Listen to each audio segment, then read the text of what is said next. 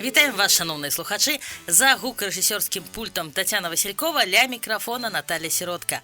Сёння наши дыялогі пра культуру прысвечаны кіно і анімацыі, што зусім не дзіўна. Якраз зараз у Мінску праходзіць кінафестываль «Лістапад», і аднаго з членаў журы, Александра Ленкіна, я і запрасіла ў госці ў нашу студыю. Але размаўляць будзем не толькі пра фільмы, якія мой госць паглядзеў зараз, а і ўвогуле пра кіно і асабліва мультыплікацыю для дарослых і дзяцей. Здравствуйте, Александр. Добрый день.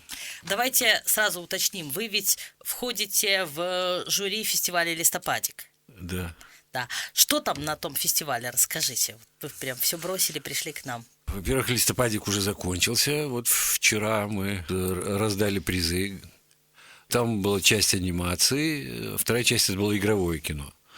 Вот. Анимация тоже это были полнометражные картины от часа и до 1,5 часов. И были как короткометражные от нескольких минут там, до 10 минут, вот такие, до 13 минут даже были такие фильмы. И были игровые, там 3 или 4 игровые фильма было. Вот. Что вам лично понравилось? Ну, вообще мне понравилось все. Потому что достаточно редко приходится быть, ну, там, раз в год, может быть, там, раз, да, может, даже в 2 года быть членом жюри какого-то большого фестиваля. И картины, как правило, на фестивале, они не случайные такие, они не проходные, а с точки зрения искусства, с точки зрения, так сказать, качества кино, они всегда представляют какой-то интерес. Вот в данном случае на этом «Листопадике» был иранский фильм. Знаете, было очень интересно просто наблюдать за тем, про что и как они рассказывают историю, потому что у них другая культура, другой менталитет, другие законы, другие взаимоотношения. И просто за этим просто наблюдать просто очень было интересно, потому что это, ну, каждый день мы такого не видим. Вот, поэтому любая картина, она, в общем, представляет тот или иной интерес. Я не говорю, что там качество у всех у них одинаковое и хорошее. Бывает и, в общем-то, не очень качество, да, ну, такое бывает, да, вот, но тем не менее.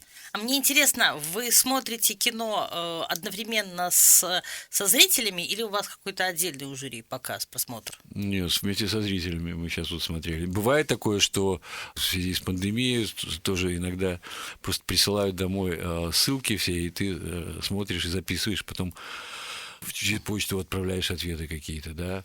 Но в данном случае там рядом с нами сидели в зале зрители, дети, и было интересно наблюдать за ними, как они реагируют на то или иное. Ну так и как дети нынче реагируют? Ну, вообще-то с любопытством, да, с интересом. Ну, понятное дело, что это ж молодые, растущие, так сказать... полные сил. Да, организмы, которые хотят что-то еще там открыть для себя, понять, что, чего и как, понять свое место там в этой жизни. Вот, поэтому, ну, действительно было любопытно наблюдать, потому что вот была немецкая картина, там «Маленькие волшебницы», она такая музыкальная картина, очень динамичная, и рядом со мной сидели, на первом ряду нас посадили, рядом со мной сидели девочки, там лет 7-8, наверное, может 9, не знаю сколько лет. И за ними было наблюдать интереснее, чем за фильмом, честно говоря. Ну, хотя фильм, наверное, тоже был неплох, да? Ну такой, знаете, на самом-то деле, в общем-то... Мне кажется, это такой сомнительный комплимент фильму, когда за зрителями наблюдать интереснее. Нет, это на самом деле, это комплимент детям, да, комплимент зрителям. А если разбирать вот эту картину, ну, надо ее тогда отдельно разбирать, потому что это, ну, как бы отдельные вещи там. А вообще кино, которое привозят на фестивали, показывают на фестивалях, которое берет призы на фестивалях, и кино, которое успешно у зрителя. Это же, ну, для взрослых это обычно достаточно разные фильмы, а в случае детских? То же самое, да. Дети могут выбрать совсем другое, нежели то, что выбрало бы взрослое жюри. Это как бы, ну, это естественно, понятно, потому что у детей, ну, как бы уровень развития еще недостаточный, да, то есть они только-только начинают, они многие вещи не знают, у них не сформирован вкус, у них ограничены знания какие-то, ну, куча всяких есть нюансов. Я, честно говоря, не очень понимаю, когда вот детское жюри, и вот дети должны оценивать работу взрослых.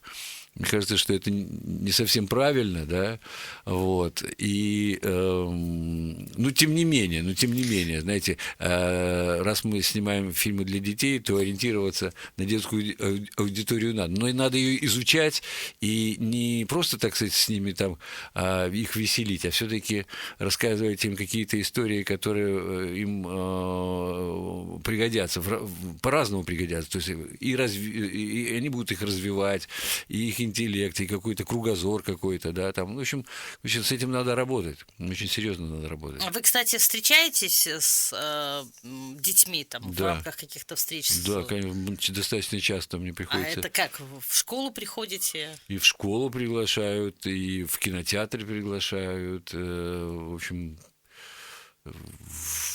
да, интересно, да, показываем, дети приходят. Вот дети понимают разницу, когда им говорят, что к ним придет аниматор, они понимают, что это придет художник, работающий над мультфильмами, а не Я думаю, что затейник. понимают. Я, честно говоря, такого вопроса никогда им не задавал, но мне кажется, что они понимают. Все-таки это речь идет об анимации, о мультипликации. И когда говорят, придет режиссер-аниматор, то они действительно понимают, что сейчас они встретят человека, который там снимает мультфильмы, и он сейчас им расскажет и покажет кино. А вы предпочитаете называться аниматором или мультипликатором? Аниматором, наверное. Но если мне говорят мультипликатор, я соглашаюсь с этим и говорю, что ну и хорошо, и отлично. Мне, честно говоря, все равно, как меня называют, аниматор или мультипликатор, хотя просто есть, ну, как бы, анимация, это слово анима, душа, одушевление, мульти, это много, размножение, да. Вообще во всех странах, в разных странах по-разному называют вот анимацию. В Америке это cartoon animation, это бумага, да, вот это вот. А в Германии это трюкфильм. Это как бы от действия, от движения, от трюков, от гэгов, вот такое вот. В общем, по-разному, да. Угу. Еще у нас тут в ноябре, в октябре, да, проходил фестиваль «Анимаевка». Да, в октябре, вот. Да.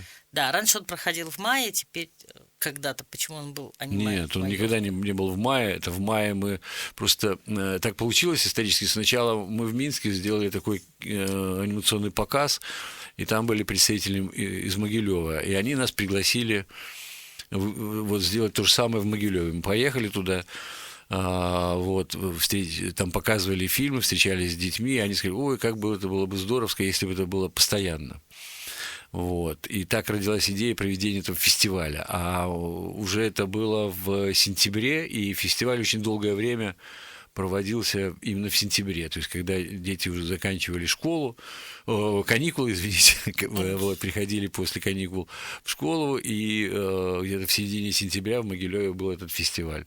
А потом как-то постепенно, почему он в октябре теперь, 24-го, 26-го, где-то вот, отмечается Международный день анимации, и они приурочили проведение этого фестиваля к Международному дню анимации. Но на этот раз анимаевка была в удаленном формате, да? Да, к сожалению, да. Ну так надо было, понимаете, потому что, в общем-то, был такой пик этой волны, а вообще предполагалось достаточно много мастер-классов, каких-то встреч, поездок. Вообще ездить в Могилев очень интересно, очень здоровское. Во-первых, очень классный город, и очень приятно видеть, как он вот от года в год становится лучше и краще.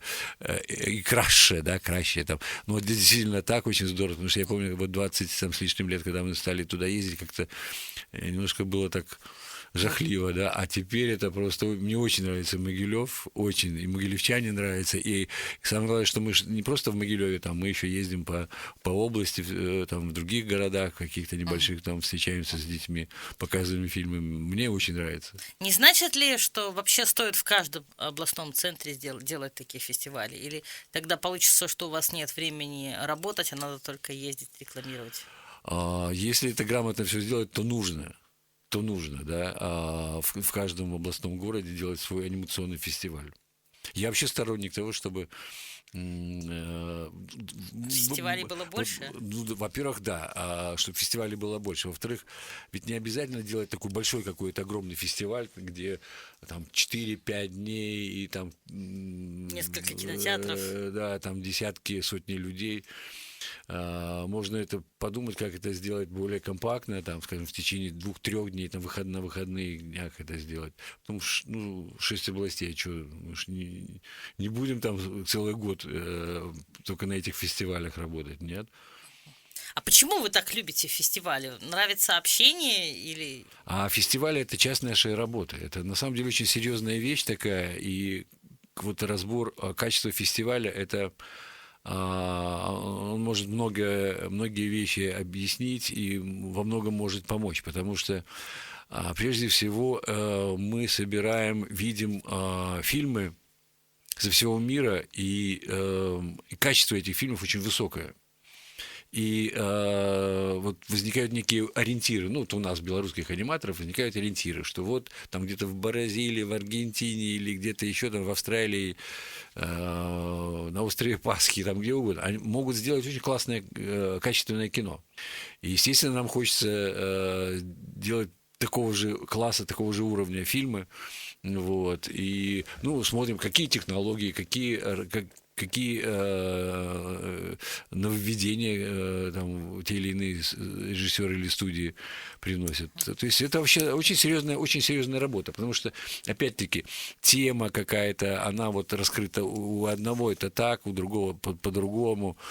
Вот. То есть это очень важно, очень важно. Я вообще считаю, что фестивальное движение должно быть всегда, и к нему надо относиться более качественно, что ли. То есть надо понимать необходимость этого всего, и почему это, и ради чего это все делается. Потому что итогом вот этих всех вещей, это, в конце концов, это качество продукции, которую потом мы производим. Знаете, ну, представьте себе, вот мы сидим, никуда не ездим, никого не видим, что-то сами себе рисуем, что-то там сами себе снимаем, потом говорим, о, вот вроде как хорошо, вроде как неплохо. А потом выясняется, что приезжают какие-то другие люди из других регионов, условно говоря, говорят, а вот смотрите, а вот мы вот так делаем. И ты понимаешь, что, о, ребятушки, что-то вы тут затормозили на какой-то момент. Надо стараться делать как ведущие студии мира. Но я вам скажу такой момент, что, в принципе, вот на Беларусьфильме снимается кино очень высокого качества. То есть европейского качества. Вот. И тому куча подтверждений. Это вот призы на фестивалях, вот, дипломы на фестивалях. Даже вот есть, бывает фестивали, вот ты попал на этот фестиваль просто в конкурс, тебя отобрали, это уже успех, потому что, как правило, там в Аннеси, допустим, во Франции этот фестиваль крупный, там присылают до 20 тысяч фильмов, ну, может быть, не 20 тысяч, чуть меньше, но огромное количество, а отбирают там, 100 фильмов, понимаете, и это уже попасть в число. Попасть хотя бы в это здорово, шорт-лист, да. или даже в лонг-лист, получается, да. А вот, когда вы говорите качество кино, качество мультипликации, что вы имеете в виду? Потому что мне, например, с бытовой точки зрения, как потребителю той же анимации, может казаться, что, что важно, чтобы цвета были натуральные, или чтобы персонажи двигались натурально, или чтобы там была не плоская картинка, а картинка объемная, и тени правильно лежали. Да нет, извините. Дело в том, что что такое рот был кино, низкособоченный у персонажа. Кино это вот кино, особенно анимационное, это ведь все. Это начиная от этой идеи, да, каким образом эта идея раскрывается, как оно слышится, да, то есть какая музыка используется, с какой интонацией, с какими особенностями говорят актеры, которые озвучивают эти персонажи. Это и стилевое решение, это и решение, каким образом сделаны персонажи, потому что каждый персонаж в зависимости от выбранной стилистики может двигаться особенным образом. В анимации это волшебная штука. Вот, понимаете, у меня может быть запросто, если я нарисую вдруг руку длиной 3 метра, то все скажут, так и должно быть. То есть в анимации этому поверь. Хотя в игровом кино это... вот, например, когда идут разговоры о мультфильмах для маленьких детей, то очень часто претензии странные рисунки, например, свинка Пеппа, глаза на одной стороне и И рот что? непонятно какой. И Или что? вот Маша и Медведь, там вообще Маша плохо себя ведет, как Да. это можно, вот, Да. да. И что? Я честно не понял. И что? Вот Это называется, ну это же, как это можно считать качественным мультфильмами? Ну, если это убедительно, да, то почему бы нет? Можно нарисовать все плоско, и два глаза будут на одной стороне, можно все наоборот нарисовать. Но если это убедительно, если это интересно, то почему нет? То есть самый главный критерий, если интересно? Конечно. Мгм. А вот, кстати, То есть, если это говоря если о... не интересно, да, то ты не будешь смотреть. Если ты не будешь смотреть, ты никаких выводов не сделаешь. Я имею вот это. А вот интересно, вот вы же говорили вот о фильмах разных стран, которые делают, получается, люди с разным менталитетом, с разными какими-то культурными установками. Нуждается ли кино в переводе? Сейчас, когда смотришь на книги, понимаешь, зачем бывает нужна адаптация детских книг, да, когда не Алиса в Зазеркалье, там, а Аня в Выдумляндии, что-то там такое, когда делается не столько точный перевод, сколько адаптация, да, мультфильмы требуют какой-то адаптации, какое-то объяснение, что вот посмотрите, имейте в виду, что тут так, а тут не так, у нас так, а у них совсем по-другому. Или тут как раз получается язык понятный, поскольку это язык действия, то он понятен без перевода. Не, я думаю, что все-таки надо иногда объяснять, и надо какие-то... То есть, понимаете, действительно, вот есть вещи, которые мы не знаем, не понимаем, мы живем в другой среде. Вот. У нас вкус воспитан по-другому, то есть менталитет наш, да, поэтому, когда мы вдруг встречаемся там с какими-то эскимосами или с какими-нибудь там представителями африканских племен, то, что делают они, нам кажется, что это ужасно, да, и наоборот, они смотрят на нас и говорят: о, пошли эти вот сумасшедшие белые, вот, поэтому иногда вот это как бы надо подготовить зрителей и рассказать, а это, во всяком случае, это не помешает, на мой взгляд, но иногда бывает такое, что достаточно просто посмотреть и понять, что это действительно вот можно не объяснять. А темы, какие темы сейчас волнуют аниматоров? Можно ли как-то выделить, например, смотря на те же фильмы Да все, присланные нет, нам? на самом деле все те же темы, которые были 30, 40, 50, 60 и 1000 лет назад, да, они, потому что, ну, как бы, мы же люди, у нас есть свои законы нашего общежития, условно говоря, вот про то, как люди друг с другом живут, как они взаимодействуют, про то, как они там своих детей воспитывают, как они любят, как они там обижаются или еще что-то. Вот. Ну, это все темы, которые были, вот, они как бы являются поводом для других фильмов. Интересно, появились ли уже какие-то анимационные ленты, посвященные коронавирусу, в которых он играет какую-то роль в сюжете? Наверняка я пока лично я этого не видел, но наверняка я думаю, что и не один фильм там. А у вас, у аниматоров, какое-то свое комьюнити, где вы там обмениваетесь ссылками на новое кино, или все-таки кино смотрят только на фестивалях, только уже Нет, нет. Конечно, мы обмениваемся, еще как обмениваемся. То есть это постоянно времени посмотреть все, ну, не бывает вообще, потому что вот у меня недавно там мой приятель записал огромное количество фильмов. Вот, я посмотрел только 2 или 3 пока что, ну, не хватает времени. Угу. То есть видели уже, сейчас рекламируют, ну, погоди, новое сделанное? Нет, еще новое, совсем новое не видел. Я слышал, да, но не видел. Ну, как вы вообще относитесь к этой идее, что вот возвращаются, ну, погоди, и вернулась уже на экраны Простоквашино? Ну, вот если просто говорить о том, об идее возвращать старых героев, старых персонажей или старые темы какие-то вот сегодня, да, я считаю, что это почему нет? Чего нельзя, да, там, мы же там ставим пьесы Шекспира, да, там, которые были написаны там Ну, мы их как-то осовремениваем, наверное, обычно. Ну и да, мы можем осовременить. А что, ну погоди, осовременивать? Это ж не так давно это, собственно говоря, и было. Тут дело не в этом. Дело в том, что есть такое понятие, как качество, да, потому что я вот видел Простоквашино новое, да, вот новые серии, и на меня просто удручающее впечатление это произвело, потому что это коммерческий продукт, это Данон, который там спонсировал этот проект. И это коммерческий продукт, и им надо было сделать в достаточно короткие сроки большое количество серий. И вот значит, в ущерб качеству они вот сделали такое изображение, на которое, в общем-то, не очень приятно смотреть просто-напросто. Да. Мне, во всяком случае, это очень не понравилось. А почему? Вот вы что, как-то видите прямо какие-то тонкие... Я все вижу. Да.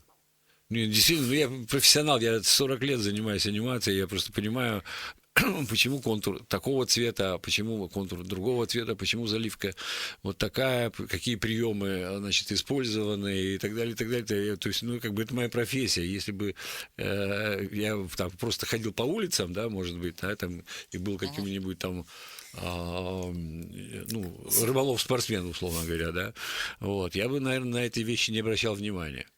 А так мне как бы это нужно. А вот получается, ну, вот вы говорите, надо делать качественное, не надо делать некачественное. Начинается все с идеи. А может быть такая ситуация, когда сама идея вам не нравится, но тем не менее вы признаете, что фильм сделан качественно, хотя в основе лежит какая-нибудь, ну, не нравящаяся вам идея? Нет, ну, знаете, есть такое понятие, как вот убедительность, да. То есть, возможно, что там какие-то мысли, какие-то там, условия, идеи других авторов, они могут каким-то образом, так сказать, не совпадать с моими, да, но если это талантливо сделано, да, то есть, если я вижу, что это профессионалы делали, да, то я говорю, да, я соглашаюсь с этими идеями. И эти идеи, они вот в этом ключе, они становятся как бы родными, что ли. Я их понимаю и разделяю. Кстати, еще хотела спросить, вы же преподаете режиссуру анимации. Много у вас студентов? Вообще молодежь интересуется анимацией? Интересуюсь на разных курсах. Я преподаю и на кинофакультете, и на факультете дизайна. Вот. Интересуются, конечно, да, с Они удовольствием. что в анимации главное? Научиться движение передавать? Или, опять же таки, найти какую-то идею?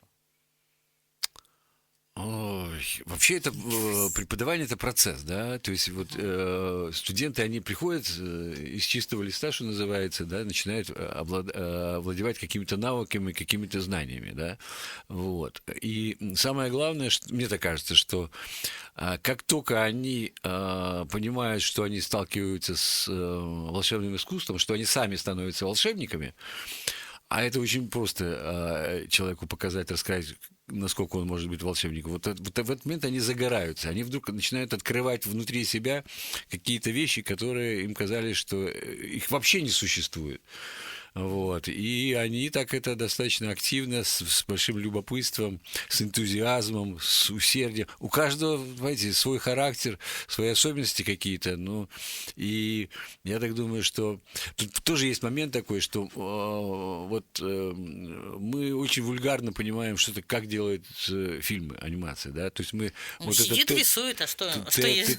Термин мультик, да, вот он меня, честно говоря, так немножко так вот всегда так царапает, да, мягко говоря. Потому что на самом деле анимация... Вот встречаешься со зрителями, задаешь вопрос, как вы думаете, вот на 10-минутный мультфильм сколько надо нарисовать? Вот давайте я вас спрошу, сколько надо нарисовать на 10-минутный мультфильм картинок? Так, значит, я помню, 25 кадров в секунду, 10 это 600 секунд, 25 умножить на 600. Примерно, да. Так, ну давайте я скажу 20 на 600, значит, 12 тысяч, правильно? 12 тысяч, да. Нет. Где-то примерно на 1 минуту мы рисуем 4,5 тысячи, 5 тысяч рисунков. То есть 50-60. А у меня был такой сериал «Приключения реактивного поросенка». Там 80 тысяч картинок мы рисовали на 10-минутный фильм. Потому что каждого отдельно персонажа. Да, и отдельно, да. То есть, понимаете, тут мы же начинаем, что, не сразу рисуем это все. Мы Готового начинаем поросенка, эскизы да. какие-то делать, какие-то наброски, разработку чего-то. Да. Это же тоже рисунок называется на самом-то деле, да. И это вот какие-то есть сложности, свои нюансы есть, да, поэтому... Вот приходят люди и говорят: ой, мы сейчас тут нарисуем вам такого, мы такие сейчас вот талантливые все. А потом, когда они начинают овладевать какими-то навыками, первыми знаниями, они понимают, что, ой, мама дорогая, а это на самом деле такой труд, ого-го какой. Вот, это требует очень больших каких-то физических и эмоциональных затрат, и не все выдерживают. Мгм. Кстати, компьютер как-то облегчает эту работу? Компьютер ничего не облегчает. Компьютер — это просто такой же инструмент, как кисточка или карандаш, да. У компьютера свои возможности, у их очень много этих возможностей, да. Вот. И от этого и возникают свои сложности. То есть время он не ускоряет компьютер, ни в коем случае. Это большое заблуждение, что вот компьютер, это вот у вас есть компьютер, значит все, у вас будет быстро и качественно. Неправда. Но тем не менее, люди же говорят о компьютерной анимации и о традиционной анимации. Значит, я думаю, что это просто они неправильно употребляют термин компьютерная анимация. Сейчас практически та же традиционная анимация, значит, по традиционной анимации чаще понимают это или рисованное кино, или кукольное кино. Вот. Она все равно Собирается на компьютере да, или при этом датируется. компьютеры очень плотно используются. Слушайте, а настоящее кукольное кино сейчас осталось? Да. Или сейчас все Да, это вот сейчас, вот, имитация? кстати, вот сейчас на листопадике победил вот лучший фильм для детей.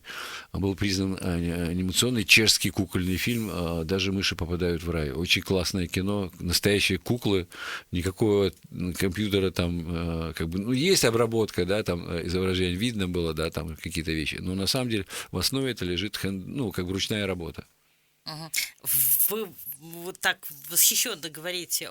А сами вы в 3D анимации что-то рисовали, или у вас только классическая такая плоская? 3D это вот, условно говоря, вот если я сниму, и главных героев у меня будут мои часы, да, или мои очки, да, не знаю, там для радиослушателей понятно это или нет, вот, и они будут у меня просто вот под камерой там что-то шевелиться, бегать, это уже 3D. 3D это трехмерное пространство, 2D это двухмерное пространство. Ну, Да. вообще-то мы смотрим на плоскость в любом случае. То есть У нас мультипликация... мозг не выдает нам плоскость это или не плоскость, да, потому что вот все, что вокруг нас, да, оно все объемное. А когда мы видим плоское изображение, мы просто, наш мозг говорит: это плоское изображение, относитесь это как к плоскому изображению. Это все неправда. Что Да. неправда? Ну, в смысле, он смотрит и говорит, что это все неправда. У меня сложилось такое впечатление, что дети, которые видели мультики вот объемные, потом не могли распознать мультфильмы плоские. Да? Да. Первый раз слышу такое. Да? Ну, здорово. Хорошо, так что, какой у нас вообще... что дальше-то ждет анимацию? Будет она Светлое процветать? будущее. Да, будет она процветать? Или Конечно, она... будет. Конечно, нет. Конечно, она будет. Еще как она будет процветать. Потому что все уходят в сказку. Все предпочитают сказку, а не реалистичные фильмы. Не, ну почему? Да нет. Понимаете, вот проблема в том, что я-то смотрю много фильмов, да, а вот все остальные смотрят, достаточно мало. То есть, цели такой у них нету. Поэтому я их понимаю, что многие вещи они не знают. Но на самом деле анимация это супер искусство, оно самое сложное, самое синтетическое, но в результате анимация победит. Так, ну и тогда пожелания нашим слушателям, и будем прощаться. Самое главное — здоровья и удачи. Вот хочется, чтобы у всех была удача. И будет удача, будет тогда все замечательно, все хорошо. Дзякуй вялікі. Нагадаю, што госцем студыі канала Культура быў аніматар Александр Ленкін. Пераслухаць нашу размову вы зможаце на працягу месяца на сайце radiokультура.by ці на нашым YouTube-канале. На гэтым гукарэжысёр Тацяна Васількова і вядучая Наталя Сіротка з вамі развітваюцца. Не губляйце нашай хвалі творчасці і добрага настрою.